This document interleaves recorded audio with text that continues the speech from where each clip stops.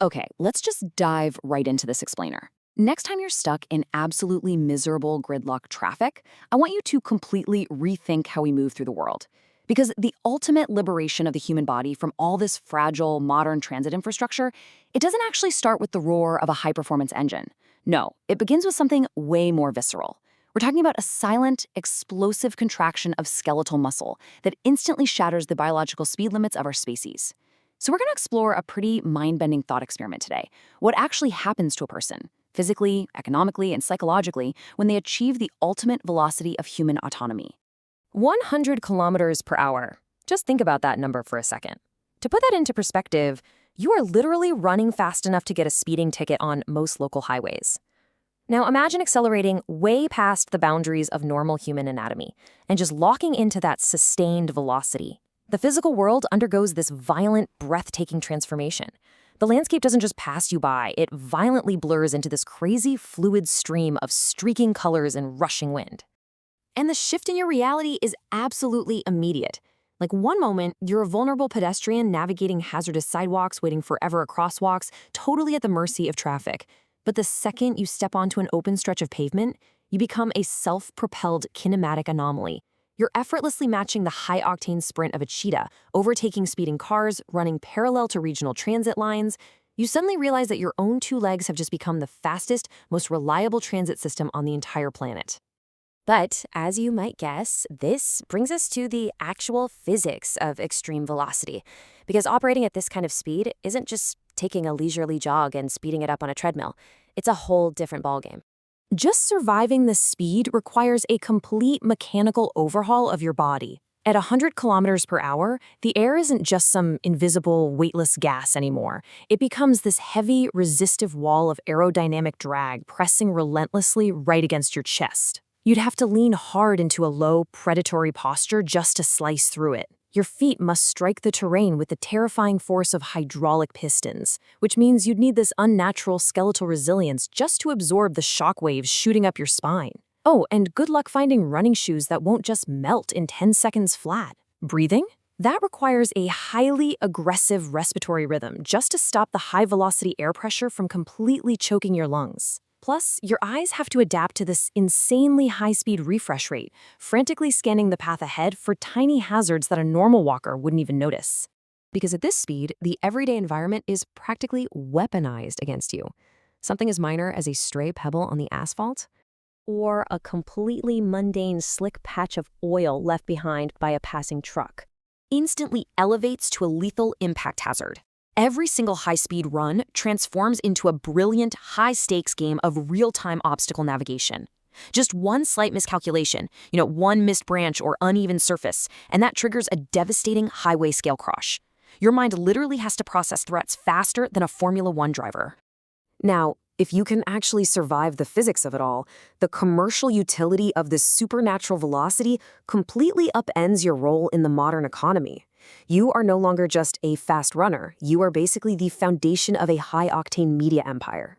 You become this unassailable logistical miracle. While the rest of society is trapped in those exhausting city traffic jams we talked about, draining their wallets on gas, vehicle maintenance, and transit tickets, you just bypass all of it. You can move between distant urban centers, commercial hubs, and remote properties with absolutely zero reliance on external energy grids. No gas, no charging stations, no tickets, just pure kinetic freedom. And this physical independence easily translates into a massive digital enterprise. First off, you document your hyper-fast runs by capturing mind-bending, unedited POV footage and impossibly smooth tracking shots. I mean, simply by existing and hitting record, you render expensive camera drones and those complex stabilization rigs completely obsolete. You are the ultimate all-terrain, high-speed camera rig. You then leverage this highly addictive, physics-defying cinematic content to command massive global audience retention. You can literally monetize your unique biological gift into a self-sustaining creative powerhouse. And you can manage the whole shebang from a single laptop right in your backpack. But, it's not all cinematic tracking shots and free commutes. There is a severe psychological toll to moving through life at a completely different frame rate than the rest of humanity. This quote from the source material really perfectly captures the isolation of it all. The general populace begins to look like a freeze-frame simulation.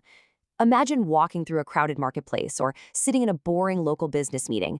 The slow, agonizingly passive momentum of everyone around you would just feel unbearable.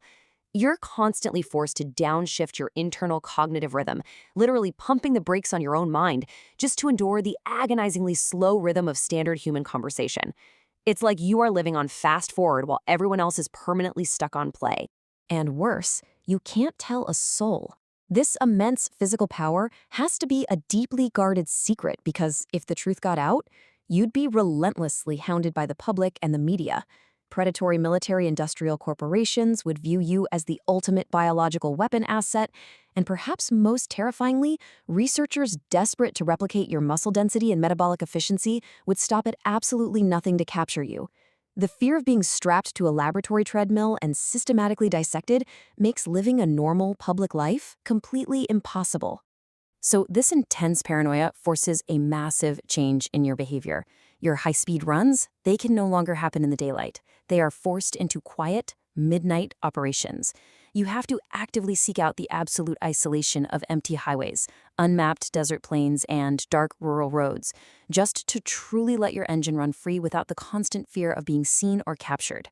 Yet, despite all that isolation and the secrecy, this kinematic reality ultimately forces the grandest evolution of your personal philosophy. It transforms your entire relationship with terrestrial space and human limitation into this beautiful canvas of absolute freedom. Just think about how your own perception of geography would change. We are so used to measuring the distance between cities in hours of frustrating travel. But for you, the world effectively shrinks. Distance is now measured in a handful of exhilarating, high-speed minutes. The entire geography of your region is suddenly right there, within your immediate grasp. You completely stop viewing life through the lenses of societal confinement and bureaucratic borders, because quite literally, you can just outrun the systemic boundaries that attempt to slow you down. You learn to walk back into the ordinary, slow-moving crowd with this calm, deliberate grace. You're content to move at a quiet pace during the day because you hold a profound secret.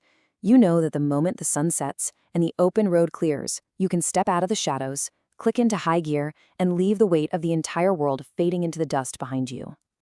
Which brings us to the end of this explainer, and I want to leave you with a final provocative thought. It's one thing to imagine having this power, but really think about the reality of living with it. When you possess the ultimate liberation of the human form, when the entire world is accessible to you in a matter of minutes, how do you ever go back to simply walking? Think about it. Thanks for exploring this with me.